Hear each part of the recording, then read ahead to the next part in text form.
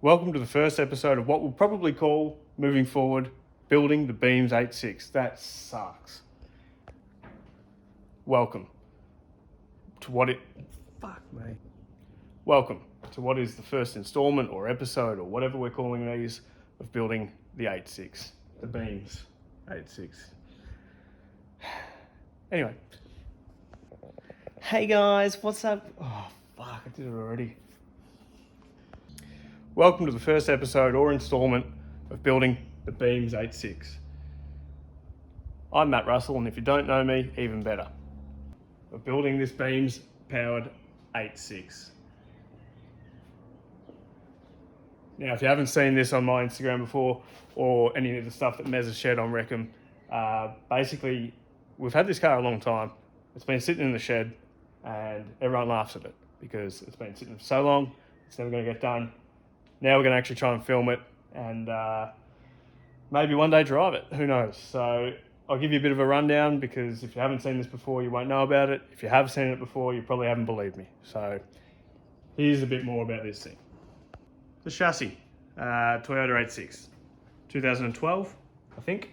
Maybe 13. Let's go with 12. They're all the same anyway. Obviously there's no real body on it yet, so there's nothing too much to report on this.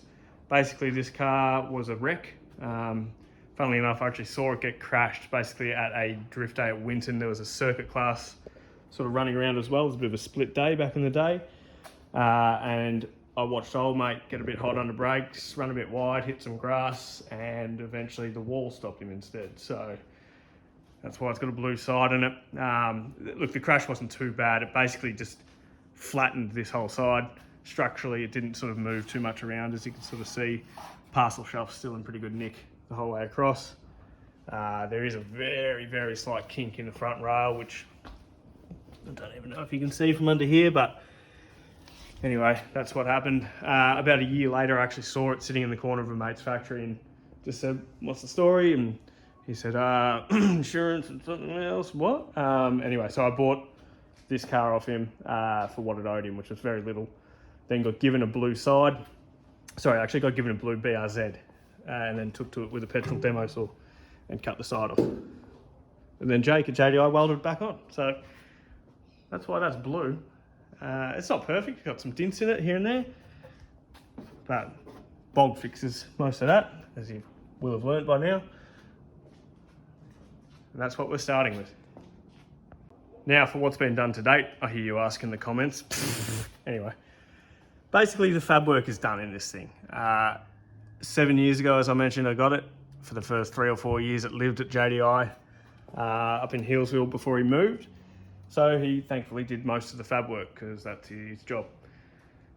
Problem is, over that time, a few roll cage rules changed before we got it logbooked.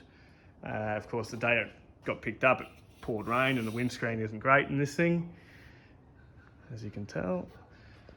So anyway, we've had a few iterations of the cage over time. I've now logbooked it just so I can't get caught out again and have to change a bunch of things. But basically all we had to do was add a bunch of gussets in, like this one.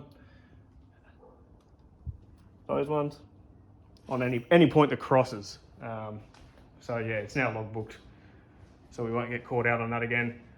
And yeah, there's really not much else internally that is different from a standard one. Obviously the shifter for the box, but I'm going to retain the standard dash.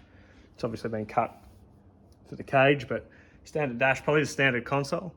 Try and get the shifter to come up in the standard position.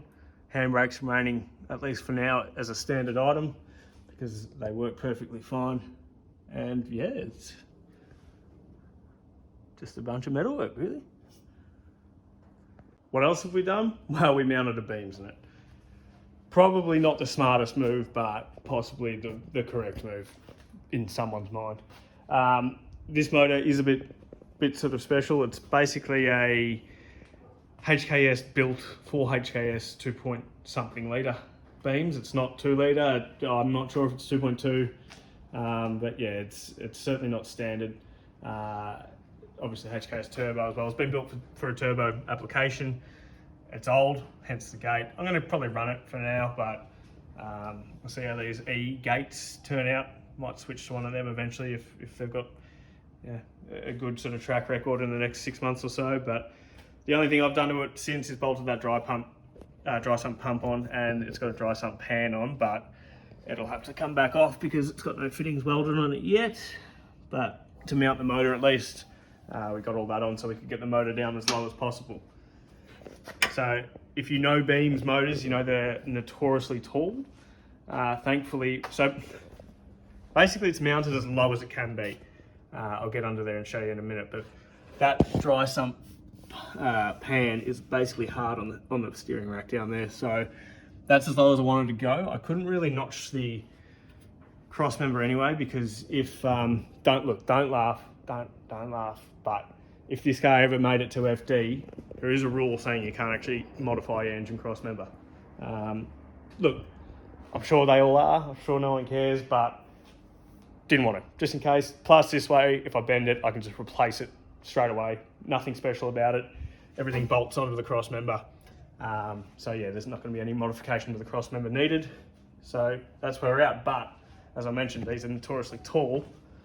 So bonnet line wise, I mean, looking across from guard to guard, it's certainly still up there even with a dry sump pan on it. But thankfully, just touches the ever so necessary padding. If you didn't know what this is actually for, it's actually so when you're working under here and the bonnet drops on your head, it's padding for that. It's got absolutely no other function. Cooler piping, Hypertune clamps, they were not very cheap. Hypertune throttle body. Now, here's a funny story. Again, started building this thing so long ago that didn't really want to go drive-by-wire because it wasn't really proven back then. Now, kind of regret buying this. I mean, it's good quality, obviously. It's pretty. It'll probably work great. Oh yeah, look at that. But anyway, I might see if drive-by-wire will fit just because I've got pedal issues in this thing, possibly. So if I can put the factory pedal back in, that'd probably be pretty helpful. And a Hypertune cooler down there that no one will ever see. It's pretty billet tanks. So here's a video. Next time you see this, it'll probably be smashed, unfortunately. But anyway, it's a good bit of kit. Should do the job nicely. But basically just wheels. I hear wheels make a build, so I just bought wheels.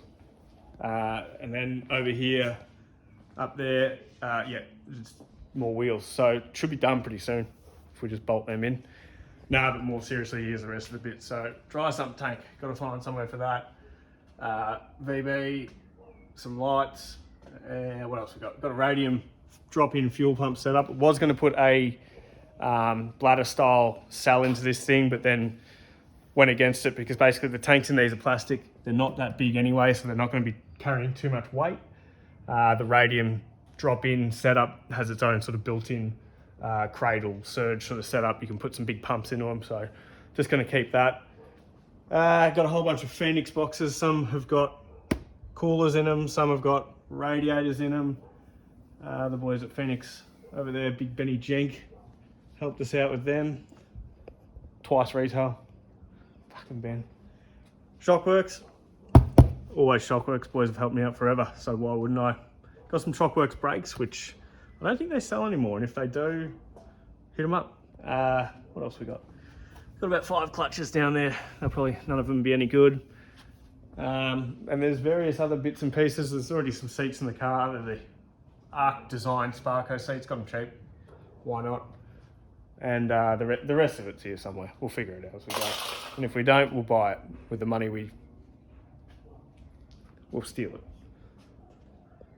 Now, for those eagle-eyed viewers, you might have spotted that. No. Look, I'll be honest with you. I needed to find some wide body because the thing's going to be too wide. The Chocolate Bunny kit came up cheap. I thought, you know what, I'll grab it for the guards and then the flares and mold them in and then mold the whole thing so I can make more kits. And that just came with it, all right? I'm not